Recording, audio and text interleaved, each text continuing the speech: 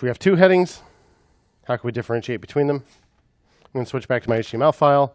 I'm going to use a shortcut in code to switch back to the file instead of picking it out of my sidebar. Right now, we only have 3 files, or 4. Not that big a deal, but we will have many more files than that in some projects. So I'm going to get in the habit now. I'm going to hit Command P or Control P, which brings up this fuzzy finder. And you can start typing any portion of a file name, and it'll filter out the list for that.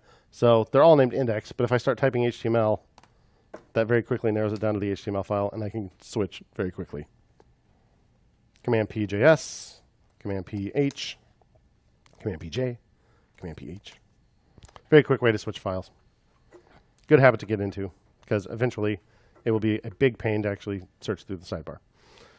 So I want to make another H1. Let's give it a, what do you want? An ID class? ID, sure, why not? ID equals the second one.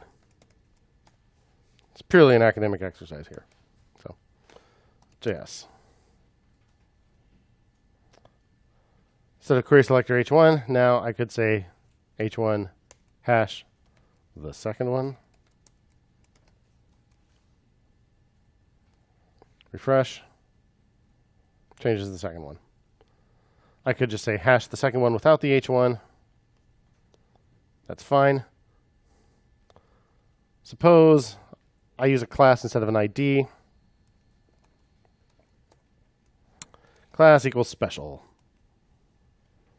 Why is it special? I don't know, but at least that's a classification. So, and then down here I'll put a couple paragraphs. Why not?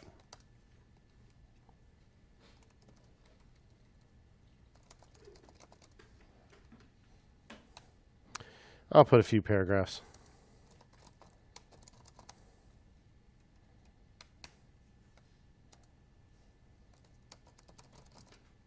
And the second one is special.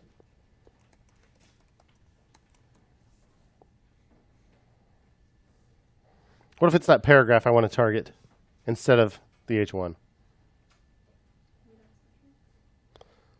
Right. So I could, if I said dot special, it would just be whichever one it came to first, which we may not be confident in. Happens to be the H1. But if we say p.special, then we'll know it is not just anything with a class of special, but specifically the first paragraph it comes to with that class. So that's why you might want to do that. With an ID, it's a little less likely because there should only be one element on the page with an ID. But with a class, you might be targeting something a little more specific. So slightly more specific selector. I'm not going to keep this long term, but I will commit it this way so it'll be in my history so you can look back at it. Update the text of a special paragraph. Dang it, I'm